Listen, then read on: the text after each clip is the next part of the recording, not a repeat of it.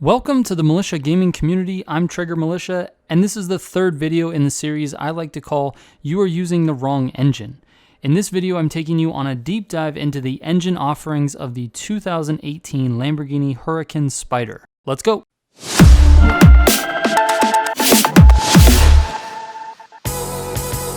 Alright, before we get into the video, a lot of YouTubers spend time asking for subs and likes, but I do things a little bit differently, and I like to use this time to thank you for simply clicking on my video.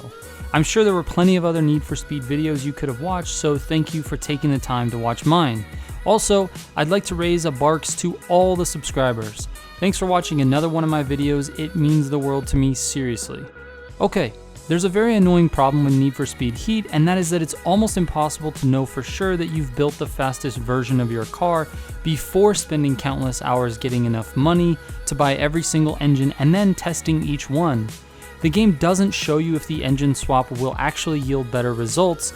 Actually, it doesn't even tell you if swapping the engine will give you more torque or give you a better 0 to 60. Each engine option is kitted out with its own series of parts, so one engine option may show you that it produces more horsepower than another, but of course it will because it comes with a better ECU, cooling system, and exhaust.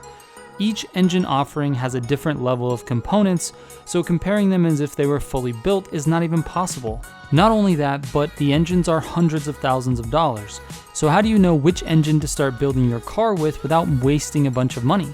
Well, luckily for you, I've done it all. I literally bought every single engine for this Huracan Spider and proceeded to build each one with the highest tier parts possible, and then I repeatedly tested each engine on 2 different races and recorded the results. Here's my setup. I tested each engine with all Ultimate Plus parts, the dual turbo, and the 5x3 pound NOS option. Before I get too far into this, I know there's really no perfect way to test these engines. Some races are better for superchargers or a single turbo setup, but honestly my tests are about as close as you can get. Now I know someone will probably comment about me using NOS during these tests, so to balance this, I use the NOS on the exact same parts of each race every single time. Consistency and accuracy were definitely my top 2 goals, so I ran each race 2 or more times to make sure my driving skills weren't affecting the outcome very much. I only recorded the time if I had a super clean race. As of right now, the Huracan Spider has 8 different motor options, a V6, 2 V8s, 3 V10s, a V12, and a flat 12. If you picked your engine based on the potential horsepower, you were actually on the right track because some of the best performing motors in my tests were actually offering the highest horsepower. Like the last video of this series, I tested these engines on both Arion and Aardvark. Each of these 2 courses offers something a little bit different, but they both are pretty indicative of the types of races you will be racing throughout this game. Also, to help with the money situation of buying all of these motors, these 2 races pay pretty well and they are close to each other on the map, which makes racing them back to back easy and not very time consuming.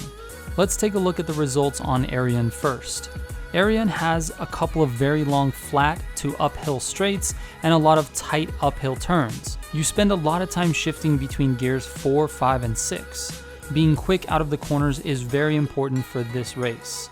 The 6.5 liter V12 and the 3.9 liter V8 did very well on this course, with times only a couple tenths of a second apart, followed by the 8.4 liter V10 and the 5.2 liter V10. One thing I noticed was that these times were not blistering fast. If you compare this to some of the other cars out there, the Huracan Spider really lacks the ability to get out of the corners fast.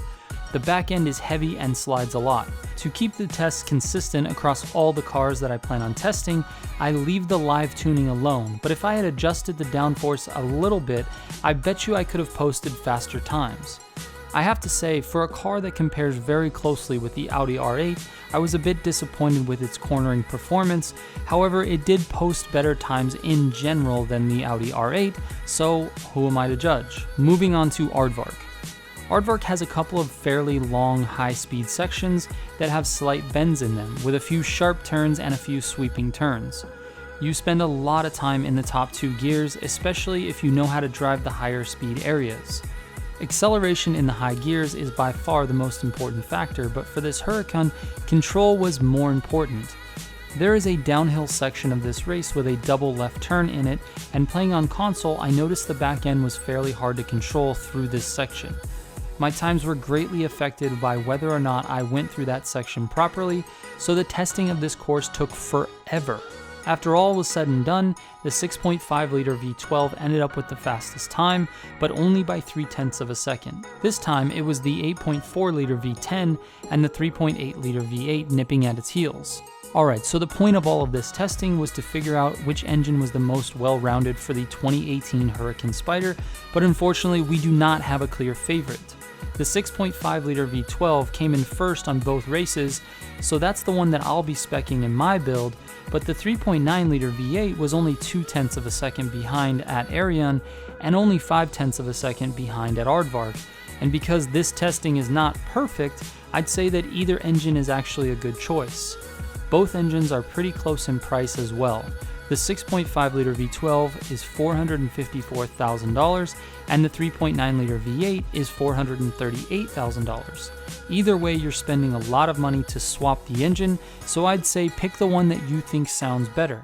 I actually prefer the V12 sound over the V8 sound, so again, that's the engine that I'm going to be speccing in my car. Well, I hope this helps some of you out.